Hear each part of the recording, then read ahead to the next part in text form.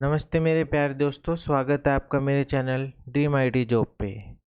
तो आज का जो हमारा लेक्चर रहेगा ना, वो क्या है, कंप्यूटर फंडामेंटल्स। तो कंप्यूटर फंडामेंटल के मैं दो तीन लेक्चर बनाऊंगा। सबसे पहला आज जो हमारा है वो है जनरेशन ऑफ कंप्यूटर्स। तो हमारे कंप्यूटर की कितनी जनरेशन है, जैसे हम नेट की जनरेशन देखें तो अभी हम 4G यूज़ कर रहे हैं और आने वाले टाइम में 5G आने वाला है। 4G का मतलब फोर्थ जनरेशन ऑफ इंटरनेट, और आगे जो आएगी वो फिफ्थ जनरेशन ऑफ इंटरनेट है। ऐसे ही कंप्यूटर के डिफरेंट जनरेशन है, तो आज हम वो देखते हैं कि क्या क्या है। एग्जाम के पर्सपेक्टिव से उसका इवैल्यूएशन कंप्यूटर का इम्पोर्टेंट नहीं है, पर उसकी जनरेशन बहुत इंपॉर्टेंट है। एक क्वेश्चन जहाँ तक है कि हो सकता है कि आएगा, ठीक है। उससे पहले मैं अपनी रिकमेंडेशन देना चाहूँगा। तो अगर हम पीजीटी और टीजीटी के लिए प्रिपरेशन कर रहे हैं तो हमें एनसीईआरटी 9 to 12 की जो भी कंप्यूटर साइंस से रिलेटेड बुक है वो हमें पढ़नी चाहिए। और अगर हम स्टेट का एग्ज़ाम के लिए प्रिपेयर कर रहे हैं तो उस स्टेट का कंप्यूटर साइंस का सिलेबस देख सकते हैं, 9 to 12 का क्या है, तो हमें वो पढ़ के ज़रूर ज़रूर जाना चाहिए, ठीक है। फिर 9 10th में जो एनसीईआरटी की बुक्स हैं वो आईसीटी के नाम से है, इंफॉर्मेशन एंड कंप्यूटर टेक्नोलॉजी। और जो 11th 12th की बुक है वो है कंप्यूटर साइंस के नाम से, ठीक है। इसके अलावा हमें ग्रेजुएशन के सब्जेक्ट भी पढ़ने होंगे, पर ग्रेजुएशन के भी वही सब्जेक्ट हमें ज़्यादा इम्पोर्टेंट है जो अगर हम 9 to 12 में देखें कि कौन कौन सा सिलेबस है, हम उसके अकॉर्डिंग अपने ग्रेजुएशन के सब्जेक्ट भी पढ़ें ना, तो वो ज़्यादा सही रहेगा। क्योंकि हमें अगर टीजीटी टीचर बनते हैं हम, तो हमें 9 10th को पढ़ाना होगा ना।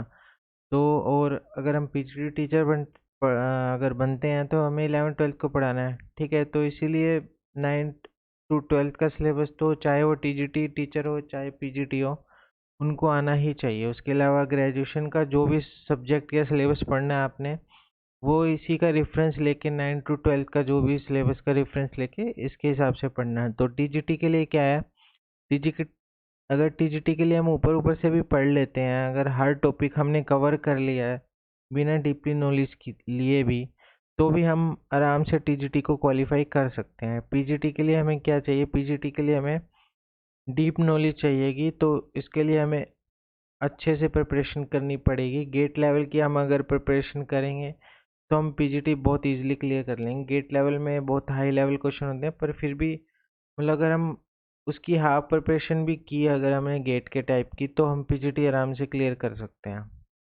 ठीक है। तो आइए पढ़ते हैं हम ट्यूशन कैसे हुआ। तो सबसे पहले जो हमारा है अबेकस टूल।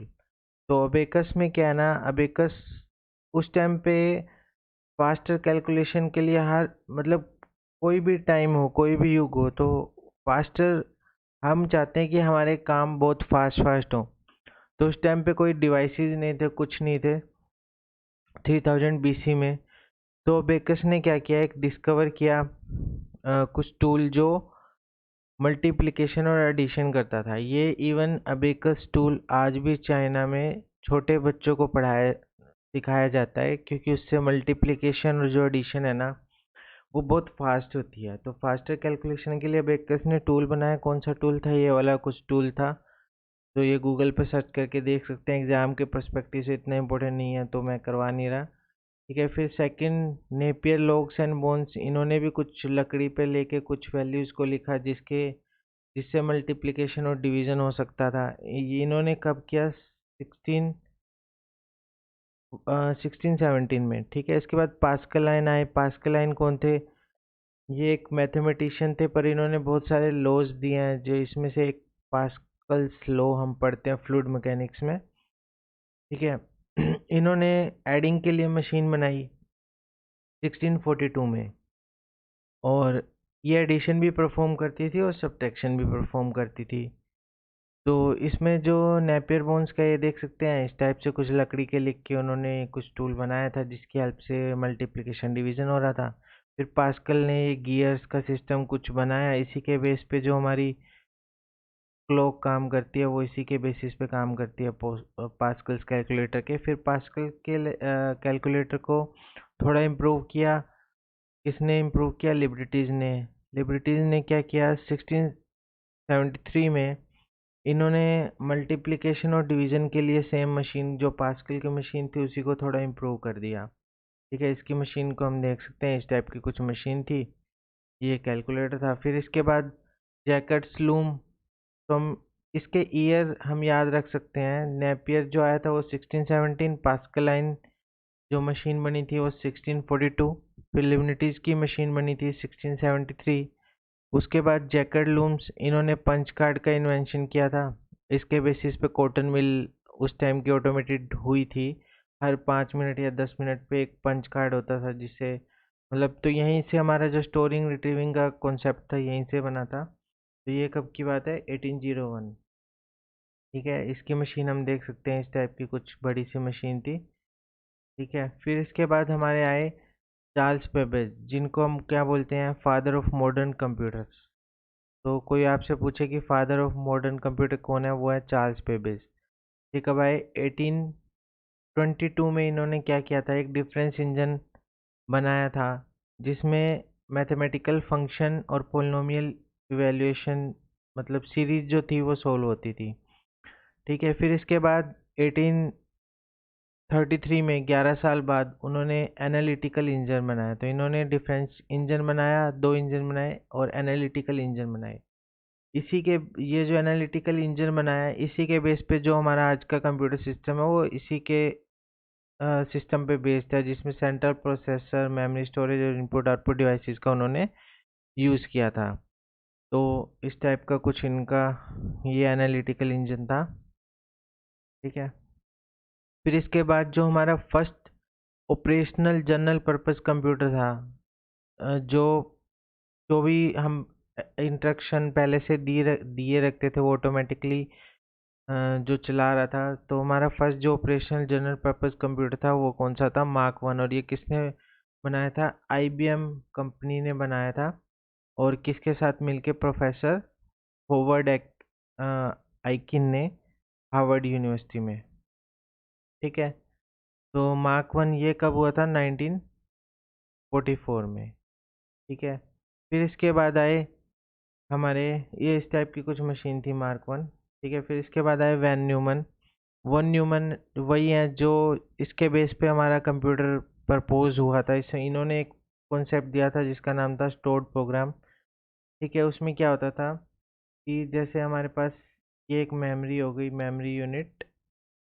इसमें क्या हुआ है, जो भी डाटा था और जो भी प्रोग्राम था वो एक ही मेमोरी यूनिट में स्टोर हो रहा था। ठीक है, तो स्टोर्ड प्रोग्राम का प्रोसीजर यही था।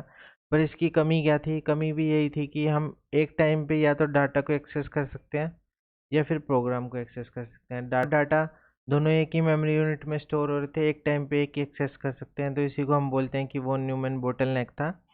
फिर जो हमारे सबसे पहला जो फर्स्ट इलेक्ट्रॉनिक कंप्यूटर जो बना था ना, वो 1946 में बना था, जिसको हम एनईएक कहते हैं। एनईएक की फुल फॉर्म याद कर लेना। एनईएक की फुल फॉर्म क्या थी, electronic numerical integrator and calculator. ठीक है, इसी के बेस पे हमारा जो फर्स्ट स्टोरेज प्रोग्राम कंप्यूटर बना था वो बना था एडवेक। और एडवेक का नाम क्या है, electronic discrete variable automatic computer. इन दोनों की फुल फॉर्म जरूर याद कर लेना।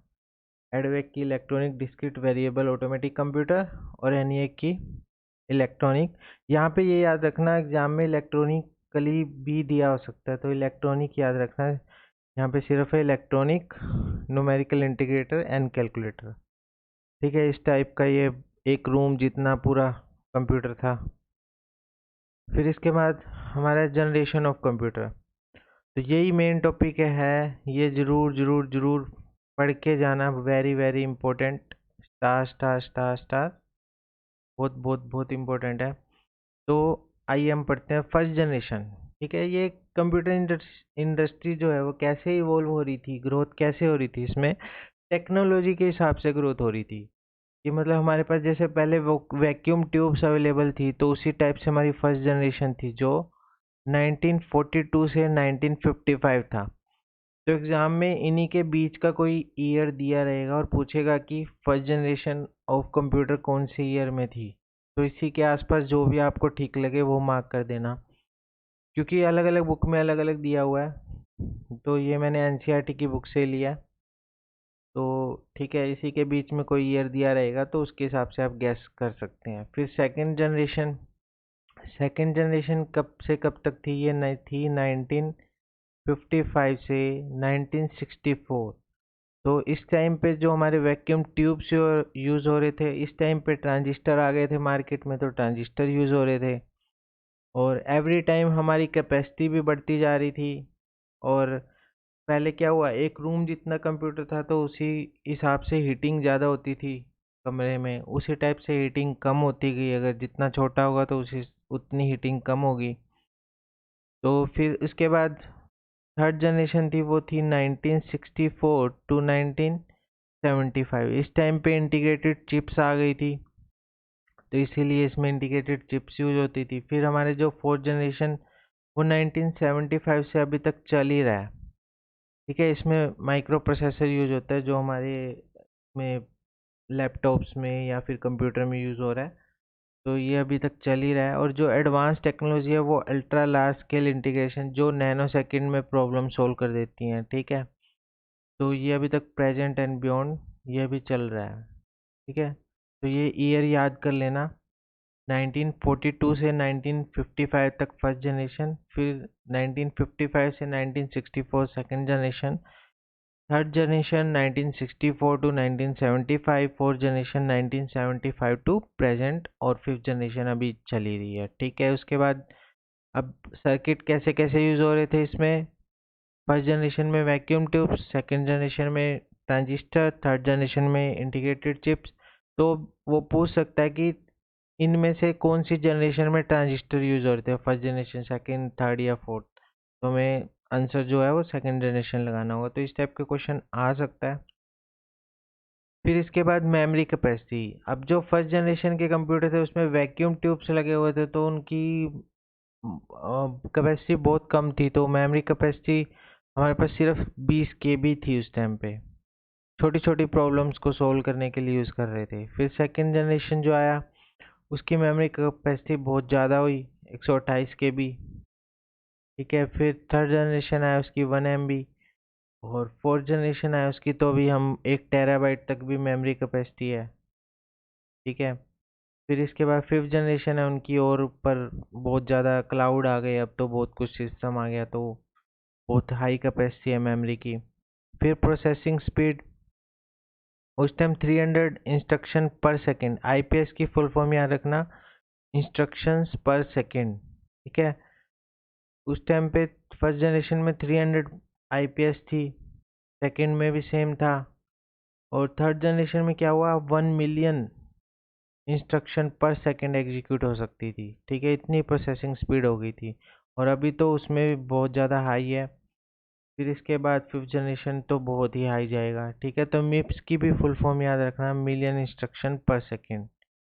फिर हमारी प्रोग्रामिंग लैंग्वेज, जो सबसे फर्स्ट जनरेशन थी उसमें बेसिक मशीन लैंग्वेज यूज हो रही थी। ठीक है, उसके बाद सेकेंड जनरेशन में हमारी फोर्टोन, कोबोल, एल्गोल, इस टाइप की थोड़ी हायर लेवल लैंग्वेज यूज हो रही थी। फिर इसके बाद थर्ड जनरेशन में C++, और फोर्थ जनरेशन में अभी इवन C++, जावा, पाइथन वगैरह सब कुछ, बहुत कुछ यूज हो रहा है। ठीक है, और इसमें हायर लेवल लैंग्वेज है, इसमें भी हम पाइथन बोल सकते हैं, या न्यूरल नेटवर्क्स के लिए जो भी लैंग्वेज यूज हो रही हैं। ठीक है, फिर इसके बाद एग्जाम्पल मैंने बताए थे आपको, एडवेक हो गया, यूनिवेक हो गया।